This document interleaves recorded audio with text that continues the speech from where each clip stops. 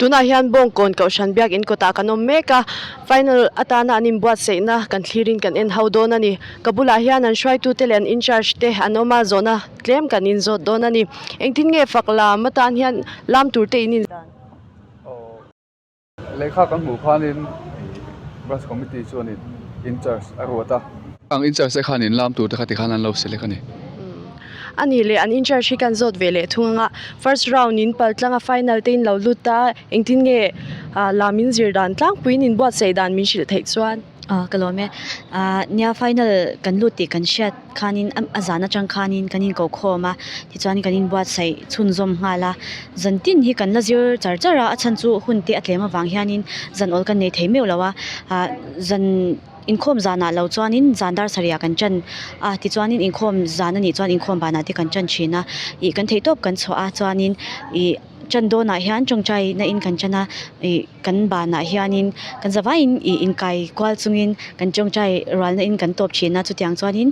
kanin buat sai chawani alom ome ani le in kaushan le in branch KGPT hian an support cha chewem min phurtlang em ko khana tanga lekha kan hmu ni ang khanin ko khan hian min phuk puya engkim kan sen so jong jong kan kortele kan thil mo jong jong hi ko khan hian a senga chuti wal chon KTP po hi kan bang lawa KTP po ngan phakang takin an tanga ele in lampanga tele a membalang jong te pon anianga chungtiang ti po chon takan la chu pa ka chon hei custom in charge te kan neya music lampang in charge te po kan neya khating khanin in charge sang sang kan neya khating khanin kan phakang takin kan chang ve ni alom ome in tho hauna cha a in impact na kan ron en in kan ron mu a fakom hle mai in hun hu tak min pe a lom thu kan shil chewa pakhat na ni ngei turin du sakna kan hlana cheu kan lome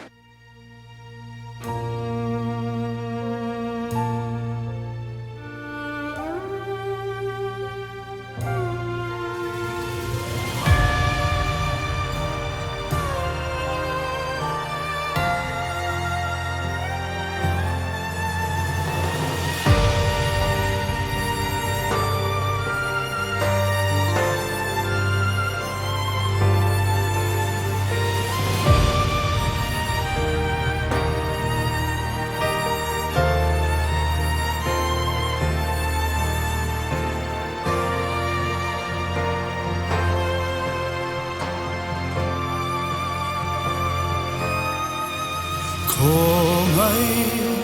namang moile duom sual ria vai chan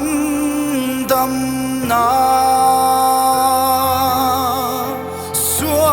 sualam nu min zong muda